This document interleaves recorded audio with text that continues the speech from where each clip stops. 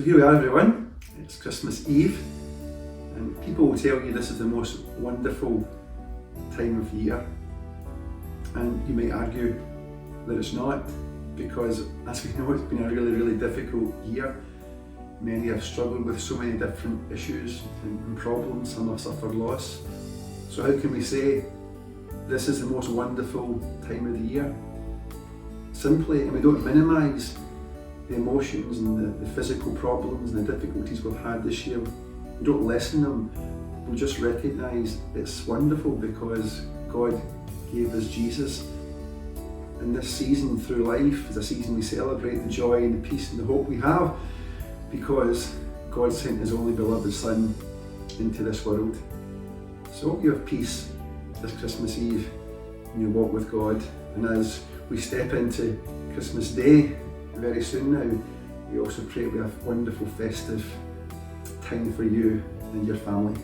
Today's reading is entitled, Enjoy All the Promises of God.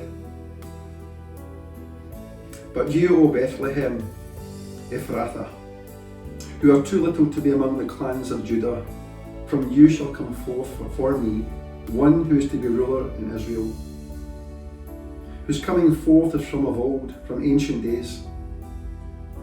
Therefore he shall give them up until the time when she who is in labour has given birth.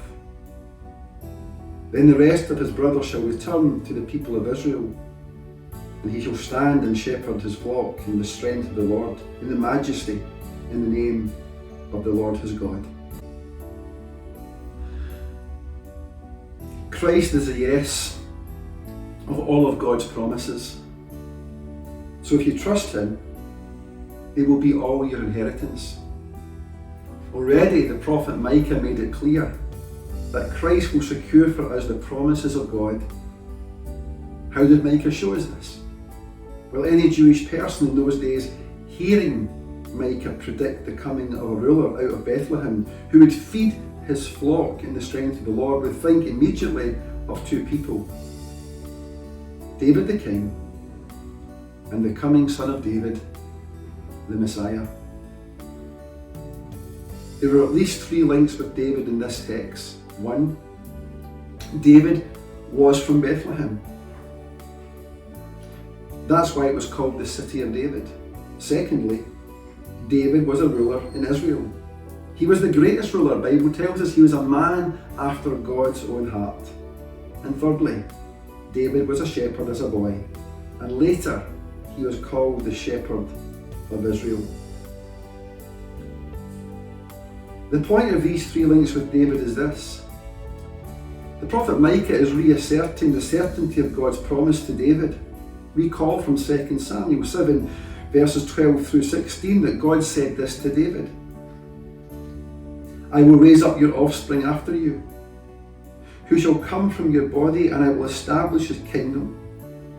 He shall build a house for my name, and I will establish the throne of his kingdom forever. And your house and your kingdom shall be made sure forever before me. Your throne shall be established forever. And so the amazing thing about Micah is that he reasserts the certainty of this promise, not at a time when Israel is rising to power, but at a time when Israel is sinking towards oblivion.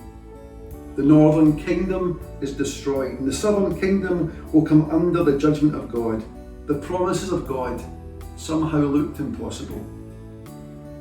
Micah's point was this: the coming of Christ was the confirmation of the promises of God. Here's the way Paul puts it in Romans 15 verse 8. Christ became a servant to the circumcised to show God's truthfulness, in order to confirm the promises given to the patriarchs. Or, as Paul said in 2 Corinthians 1 verse 20, all the promises of God find their yes in Him. And so today, if you are in Him by faith, then you will inherit all the promises of God. Micah's prediction came true in Jesus, and thus all the promises were confirmed. God has told the truth. Christmas is God's great confirmation of all His promises. And so if Christ has come, then God is true. And if God is true, all the promises will come through for all who trust him. And so this Christmas, let each of us receive this unspeakable gift. The Lord bless you. Amen.